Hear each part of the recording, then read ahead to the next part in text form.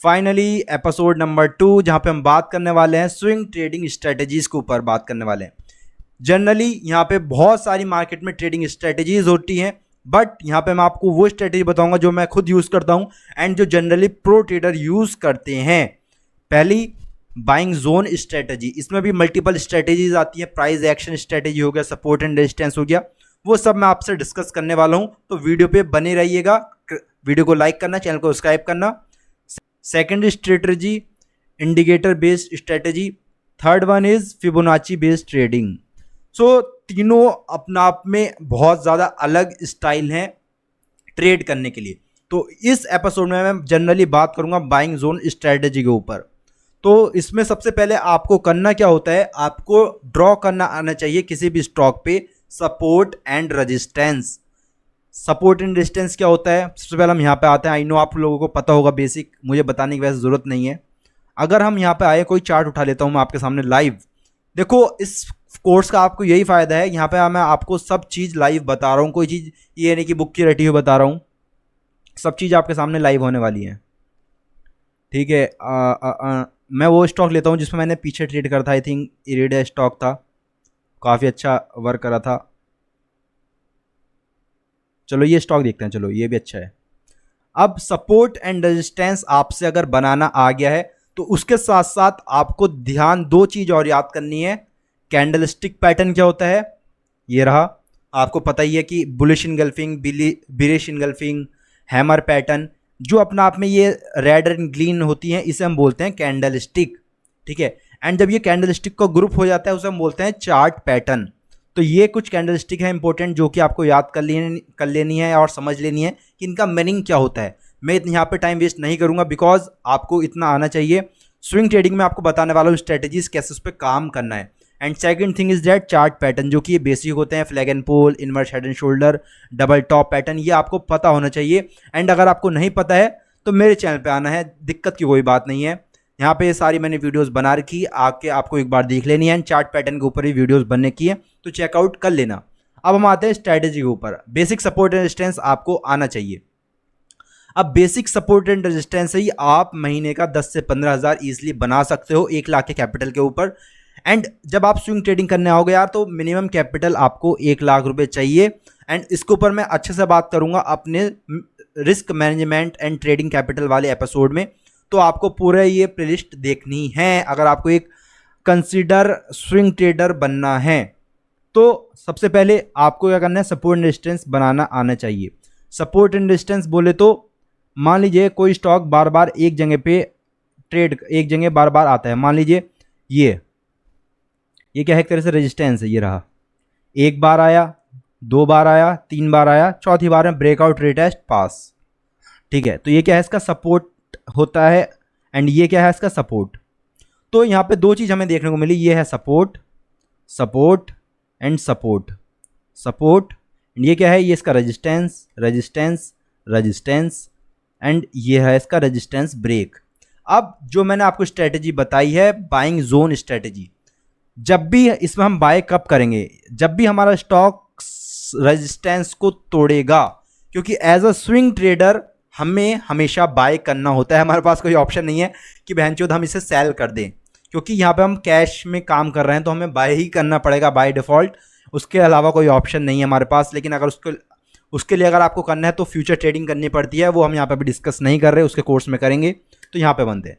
अब जब भी कोई भी स्टॉक इस जोन के अंदर चलता है तो हम कंसिडर करते हैं कि ये स्टॉक में पोटेंशियल है कि आने वाले टाइम पे ब्रेक करेगा। अब इसमें आपको स्टेप क्या लेनी है, सबसे पहले आपको वो स्टॉक चूज करना है, उसका ट्रेंड, कि उसका ट्रेंड क्या होगा। तो ट्रेंड हमें कौन सा फाइंड करना है, बाइंग ट्रेंड। जैसे कि मैंने आपको बताया कि क्योंकि हम यहाँ पे बाय कर रहे हैं, सेल करना है कोई हमारे पास चारा ही नहीं है, तो कर ही नहीं सकते। अब कुछ लोग बोलेंगे कर लेंगे, तो भाई नहीं कर सकते। ठीक है, second thing is that trend देखने के बाद आपको चेक करना है कि क्या वो ट्रेंड अप ट्रेंड है। अगर अप ट्रेंड है तो क्या वो अप ट्रेंड करने के बाद स्टॉक थोड़ा कंसोलिडेट कर गया है या नहीं। जैसे कि मान लीजिए ये स्टॉक है, ये ऐसा चल रहा है, ठीक है, चल रहा है, अब आप इसमें कहाँ पे बाय करोगे ये मुझे बता दीजिए। मैं कहाँ पे बाय करूँगा, मैं यहाँ कहीं कोशिश करूँगा इस जगह के आसपास। कुछ लोग यहाँ पे करेंगे तो वो फिर स्टॉप लॉस खा लेते हैं, उन्हें लॉस हो जाता है, फिर वो रोते हैं बैठ के क्योंकि सीखते नहीं हैं। तो सीखना पड़ेगा, तो वीडियो देखनी पड़ेगी, चैनल सब्सक्राइब करना पड़ेगा। हाँ ठीक है।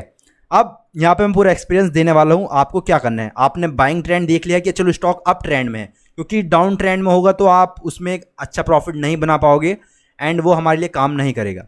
आपने ये चीज़ क्लियर कर लिया। सेकंड थिंग इज़ दैट कि जो आपका स्टॉक है अप ट्रेंड में होने के साथ कंसोलिडेशन जोन में होना चाहिए। अब मान लीजिए स्टॉक अप ट्रेंड में चल रहा है, यहाँ पे इस तरीके से ऊपर जा रहा है, तो यहाँ पे कहीं पे आप बाय करोगे तो कुछ फ़ायदा नहीं है, क्योंकि ऑलरेडी ये मूव निकल चुका है हमारे पास से। तो मूव निकल चुका है तो कुछ फ़ायदा नहीं है, ठीक है। तो इसलिए हम क्या करेंगे, यहाँ पे आपके लिए इधर कर दूंगा मैं। आप देखोगे कि आपका ये मूव आए एंड स्टॉक कंसोलिडेशन में आ जाए, या आप वेट करोगे कि अगली बार दोबारा स्टॉक में इस तरीके से कंसोलिडेशन आ जाए। अगर आपने दो चीज़ देख ली, देखो ये कौन सा पैटर्न है, अगर आप आओ ये कौन सा फ्लैग एंड पोल पैटर्न, ऐसे मिलते हैं देखो पैटर्न। अगर आपने ये चीज़ समझ लोगे ना कहीं से मिल जाएगा। जैसे बुलिश पीनट हो गया, ये रहा फॉलिंग वेज पैटर्न, देखो फॉलिंग वेज ऐसा आता है, ये इसका नीचे का stop loss and entry and target, same वही चीज़ यहाँ पे बनती हुई नजर आ रही है जो मैंने आपको अभी दिखाया, फॉलिंग वेज पैटर्न ये रहा। तो यहाँ पे कहाँ इसका स्टॉप लॉस हम यहाँ रख सकते थे, एंड टारगेट आप देखो कितना टारगेट होता है इसमें, जो इसका ये इतना पार्ट है, इतना ही हम ऊपर रख देते इधर, तो ये इसका इजीली टारगेट हो गया। यानी अगर हमारी एंट्री कहीं 150 पे हो रही है तो टारगेट इजीली हमारा 210-200 रुपये हो सकता है ईजिली। तो आपने अप ट्रेंड में देखा, चलो स्टॉक है अच्छा, यहाँ से प्रीवियस में से आपने देखा अच्छा स्टॉक अब अप ट्रेंड में चल रहा है, ठीक है अप ट्रेंड में है, ठीक है। और इसमें अप ट्रेंड में देखने के लिए आप क्या यूज़ कर सकते हो, 200 डे मूविंग एवरेज यूज़ कर सकते हो कि स्टॉक अप ट्रेंड में है या नहीं, ठीक है। ये आप क्लोज करोगे, ठीक है। तो दो है आपके पास 50 एंड 200, ये मैं आपको बता दूंगा अभी अगली जो वीडियो आएगी, अगले जो एपिसोड है इन ट्रेडिंग बेस्ड स्ट्रेटेजी, उसमें मैं आपको बता दूंगा कैसा आपको इन्हें लगाना है। बहुत इजी है, इंडिकेटर में आओगे और यहाँ पे सिलेक्ट करोगे EMA एंड सेट कर दोगे। एक EMA आपका 50 का होगा एंड एक आपका 200 के ऊपर होगा। जब भी आपका चार्ट पैटर्न प्राइस इसके ऊपर होगा तो आपका जो स्टॉक है वो अप ट्रेंड में होगा, एंड जब भी इसके ये नीचे है, इधर कहीं है, तो वो आपका नेगेटिव ट्रेंड में होगा। अब आपने ट्रेंड फाइंड कर लिया है, आपने देख लिया स्टॉक कंसोलिडेशन जोन में है। अब आपको जो मेन टाइम है वो कौन सा टाइम है कि आपको वेट करना है ब्रेकआउट का। जो प्रीवियस स्विंग है, जो भी प्रीवियस जोन है इसका, ये जैसे प्रीवियस स्विंग मुझे ये दिखाई दिया, जैसे ही इसने इसे ब्रेकआउट करा, यहाँ पर ब्रेकआउट करा, तो बहुत सारे होशियार लोग आएंगे और यहाँ पे एंट्री कर देंगे। एंड यही गलती आपको नहीं करनी है कि मोस्टली 90% चांसेस ये होते हैं कि जब स्टॉक पहला ब्रेकआउट देता है, मोस्टली लोगों को फंसाता है। स्टॉक क्या करता है, स्टॉक बता देता हूँ मैं आपको क्या करता है, बिल्कुल एक्सपीरियंस से बता रहा हूँ क्योंकि मैं खुद बहुत बार फंस चुका हूँ। स्टॉक क्या करेगा, आपको ऐसे फंसाएगा। यहाँ पे इधर मैं अगर आ जाऊँ, यहाँ पे थोड़ा साफ जगह से लेते हैं, इधर मैं ड्राइंग में लेता हूँ। ये स्टॉक आपका गया इस तरीके से गया, इस तरीके से गया, एंड ये ब्रेकआउट। अब मेरे भाई कुछ यहाँ पे होशियार आएंगे, यहीं पे ही इसमें कुछ बाइंग पोजीशन बना लेंगे, एंड उसके बाद होता क्या है, स्टॉक कुछ दिन यहाँ घूमेगा एंड घुस जाता है अंदर, एंड 2-3 महीने पड़ा रहेगा, स्टॉप लॉस खाएगा। कुछ लोग निकल जाएंगे डर के मारे कि स्टॉक तो ऊपर नहीं जाएगा, एंड फिर वो वहीं फंसे रह जाते हैं। एंड स्टॉक फिर जैसे ही वो निकलेंगे कुछ टाइम बाद धीरे धीरे करके फिर ऊपर निकलता है। तो इन गलतियों में मैं बहुत ज़्यादा पिट चुका हूँ, गांड फट चुकी है। तो इसलिए मैं आपको बता रहा हूँ, एक कंफर्मेशन के लिए आपको क्या करना है, कंफर्मेशन के लिए आपको वेट करना है रीटेस्ट का एंड वापस जो इसका हाई था वो ब्रेक होने का। जैसे कि ये देखो, इसने स्टॉक ने क्या करा, यहाँ पे कुछ लोगों को फांसा, 1 दिन 2 दिन 3 दिन 4 दिन 5 दिन 6 दिन 7 दिन एंड 8वें 9वें दिन पे यहाँ पे इसने कहीं वो दिखाया, हिंट दिखाया कि मैं अब जा रहा हूँ ऊपर। तो कुछ लोगों को यहाँ पे फंसा के मौका ना दे के ऊपर चला गया। अब जिन लोगों ने यहाँ पे पोजीशन काटी, कुछ होशियार लोग थे मेरी तरह, आपकी तरह, जो कि अभी सीख रहे हैं, उन्होंने कहा अच्छा भाई स्टॉक ने ब्रेकआउट दिया, यहाँ पे फेल हुआ एक तरह से, जहाँ पे ब्रेकआउट हुआ था वहाँ पे रीटेस्ट दिया। अब यहाँ पे आपका फ़ायदा क्या होगा, जो लोग यहाँ पे घुसे हैं उनका तो स्टॉप लॉस यहाँ पे पड़ा होगा, या मान लीजिए ये तो स्टॉक नीचे नहीं आएगा, नहीं स्टॉक क्या करता है जनरली यहाँ तक आता है फिर ऊपर जाता है। तो कुछ लोगों का स्टॉप लॉस यहाँ पे पड़ा होगा एंड कुछ लोगों का स्टॉप लॉस यहाँ पड़ा होगा नीचे ही, इस कैंडल के नीचे पड़ा होगा, उनका स्टॉप लॉस गया। बट आप थे होशियार, आपने देखा कि अच्छा प्रीवियस अभी टूटा नहीं है, अभी हमने लिया नहीं है, जैसे ही यहाँ ये ब्रेक करेगा आपकी एंट्री हो जाएगी। एंड मोस्ट इंपॉर्टेंट थिंग, इसमें आपका रिस्क मैनेजमेंट बहुत ही बढ़िया हो जाएगा। रिस्क मैनेजमेंट क्या होगा कि आपका इन कैंडलों के नीचे ही आपका यहाँ कहीं पे स्टॉप लॉस होगा, जो कि बहुत ही बेटर चीज है, बहुत ही बेटर चीज है। फिर आपका स्टॉप लॉस बहुत छोटा है, मान लीजिए स्टॉप लॉस कितना परसेंट रहा आपका, ऑलमोस्ट 5 से 6% मान लीजिए। अगर आपका जाता 1 लाख के कैपिटल पे 6,000 रुपये जाता, लेकिन आपने कमाया कितना, आपको पता है ये क्या है, फॉलिंग वेज पैटर्न है। आपको पता था यार मिनिमम ये यहाँ से 150 से 200 तो जाएगा, 150 से 200 तो जाएगा, तो आपने इजीली इसमें 30% बनाया, यानी कितना, 30,000। और वो भी ज़्यादा दिन नहीं, 1 महीने के अंदर, 15-20 दिन के अंदर आपने 30,000 बना लिया बिना कुछ करे। तो this is the power of swing trading. जो लोग भी स्टूडेंट हैं, जो लोग भी ऑफिस जाते हैं, आपके लिए इससे बेटर चीज कोई नहीं है। आई नो आप लोगों को ये चीज़ें पसंद आ रही है, आपका मन चाह रहा है अतुल भाई की पप्पी ले लो, लेकिन मैं नहीं चाहता, सिर्फ लड़कियों को अलाउड है, सॉरी यार। ठीक है, ठीक है, बहुत सारी चीज़ें। अब मैं आपको बताता हूँ इसमें फेलियर केसेस, जो कि मैंने अभी कुछ ट्रेड बनाई थी, उसमें मुझे स्टॉप लॉस लेने पड़े हैं। अब आपको मैं दिखा देता हूँ, सेल मेरा अभी स्टॉक था, देखो आप, मेरा कहीं इसमें यहाँ कहीं मैंने एंट्री बनाई थी इसमें, पहले मेरा स्टॉप लॉस यहाँ था, फिर मैं स्टॉप लॉस ट्रेल करके यहाँ पे लाया, एंड यहाँ कहीं पे मैंने इसमें अपना स्टॉप लॉस बुक करा, ऑलमोस्ट ज़्यादा नहीं, 3% 2.5% ही बुक करा, क्योंकि स्टॉप लॉस मेरा ऊपर आ गया था। यहाँ कहीं मैंने एंट्री बनाई, ठीक है। अब आप देख रहे हो स्टॉक अप ट्रेंड में था, ठीक है, हर बार इस टाइम पे जिगजैग मोशन में था, तो उस जिगजैग का मैंने यहाँ पे देखा यार, अच्छा सपोर्ट से स्टॉक ऊपर जा रहा है, 9 EMA के ऊपर भी है, एंड क्या है यहाँ पे इसने अपना जो प्रीवियस स्विंग था ये इसने ब्रेक कर था। अगर आप इतना चार्ट छोड़ोगे तो ये काइंड ऑफ बॉक्स ही बना रहा था, रेजिस्टेंस इसने यहाँ पे ब्रेक कर दिया था ये, तो इसने रेजिस्टेंस ब्रेक करा, तो यहाँ कहीं मैंने इसमें एंट्री बना ली थी कि ये यहाँ पे डबल बॉटम बना रहा है, डबल बॉटम नहीं पता, फिर कह रहा हूँ एक बार फिर आगे देख लेना, कहाँ है, ये रहा डबल बॉटम, जैसे ये है, ये रहा आपका डबल बॉटम, ये चार्ट पैटर्न, ठीक है। तो इसे एक बार आके फिर देख लेना, फिर आपकी थोड़ी हेल्प हो जाएगी। तो मैंने इस बेसिस पे इसमें ट्रेड बनाई, लेकिन मैंने काम कहाँ करा, स्टॉप लॉस के साथ मैंने यहाँ रखा, फिर ट्रेल करा, जैसे ऊपर गया तो यहाँ कहीं पे मुझे अपनी कैपिटल पे जो मैंने डिप्लॉय करा था उस टाइम बहुत कम कैपिटल से करा था, कुछ अभी की बात है 1 लाख से, तो यहाँ कहीं मुझे प्रॉफिट हो रहा था 4,000 रुपये का। बट मेरा टारगेट था यार कुछ 180 के ऊपर निकले तो मैं टारगेट बढ़ाऊँ, लेकिन गया नहीं, हुआ गलती मुझसे इसमें कहाँ हुई कि मैंने जो अभी आपको चीज़ बताई है, मैंने इसमें यार रिटेस्ट का इंतज़ार नहीं करा, एंड उसकी वजह से मेरा स्टॉप लॉस चला गया कि यहाँ पे इसने जो अपना प्रीवियस हाई था वो नहीं निकाला। तो देखो मैं आपको अपनी गलतियाँ भी बता रहा हूँ, ये नहीं मैं छुपा रहा हूँ, ये चीज़ इसने नहीं करा। अगर ये ऐसे करके ये जाता तो चांसेस थे ये हिट होता, बट ये यहाँ पे फ्लॉप कर गया। ऐसे ही एक और ट्रेड फ्लॉप हुई है जो कि है हिंदुस्तान कॉपर में। खैर मैंने इसमें ट्रेड तो बनाई नहीं थी, सिर्फ मैं इसे देख रहा था। देखो इसमें भी सेम चीज़, वही चीज़ हुई है।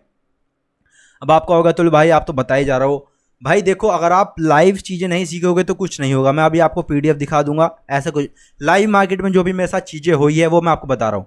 ये स्टॉक था अप ट्रेंड में, देखो पूरा अप ट्रेंड में स्टॉक चल रहा है। सेम वही चीज़ यहाँ पे अभी मैंने आपको बताया था, हिंदुस्तान कॉपर का जो बता रहा था मैं आपको, ठीक है, ब्रेकआउट करा, ठीक है, सेम सिचुएशन यहाँ बना रहा था, जैसे ब्रेकआउट करा ऊपर गया, पहला स्टेप, दूसरा स्टेप, ब्रेकआउट करा, तीसरा स्टेप बना रहा था। बट इस तीसरे स्टेप में क्या हुआ, जैसे हर बार यहाँ से ब्रेकआउट कर रहा था, अगर मोमेंटम लेकर ऊपर जा रहा था, यहाँ पे इसने वो नहीं करा, यहाँ पे ट्रैप कर लिया लोगों को इसने। ये आप देखोगे एक ट्रैप कहाँ पे करा, ये रहा, ये ब्रेकआउट यहाँ पे कर गया था, इतना ऊपर तक गया था, ऑलमोस्ट 415 तक का इसने हाई मारा, एंड वहाँ से आप देखोगे 355 पे आ चुका है। तो पूरा जोन बना के चल रहा है, यहाँ पे ब्रेकआउट भी करा, बट गलती ये हुई कि यहाँ पे रिटेस्ट नहीं लिया इसने, कंफर्मेशन नहीं मिला। तो आपको हमेशा कंफर्मेशन का इंतज़ार करना है, तभी आप इजीली पैसा बना पाओगे।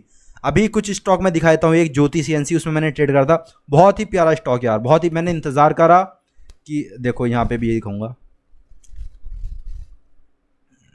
ये रहा, देखो मेरा टारगेट ऑलमोस्ट ये हिट कर गया, इसे मैंने ट्रेड बनाया था एंड टारगेट भी मेरा इजीली हिट कर गया है। इसमें स्टॉप लॉस मेरा यहाँ कहीं इस कैंडल के नीचे था, सही बताऊँ तो, एंड टारगेट मेरा यहीं था 140 के आसपास, ठीक है।